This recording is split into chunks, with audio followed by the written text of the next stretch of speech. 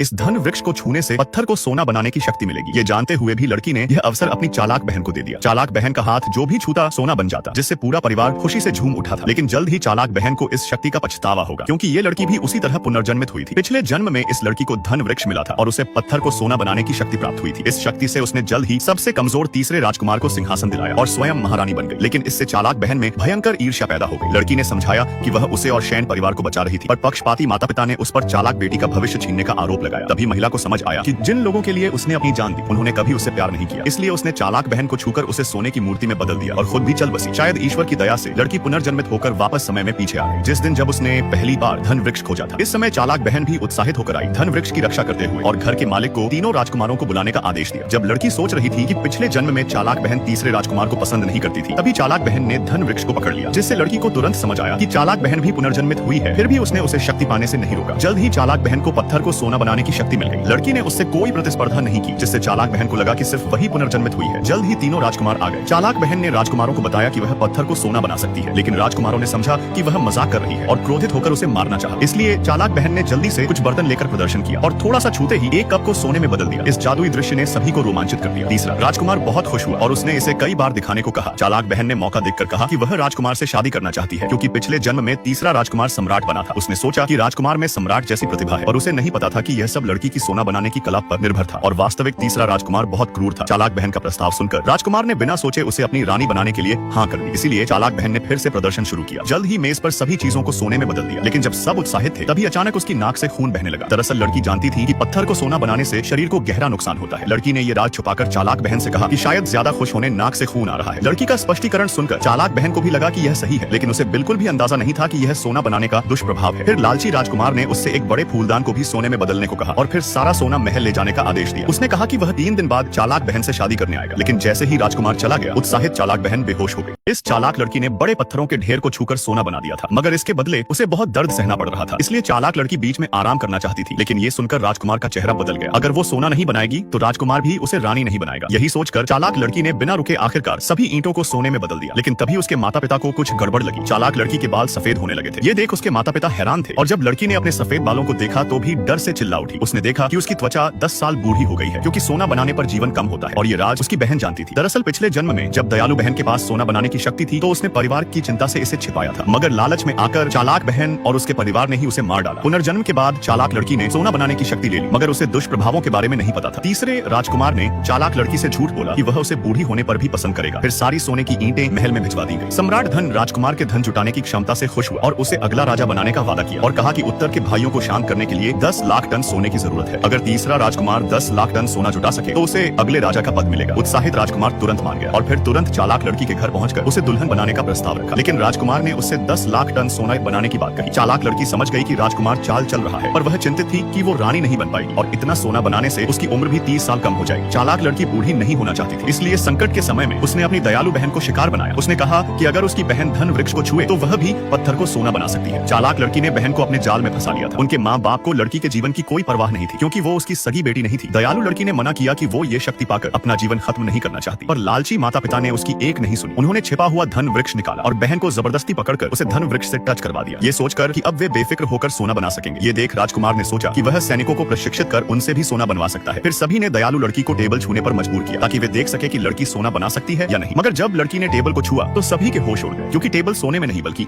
और फिर video like करने पर पार्ट 2 मिल जाएगा।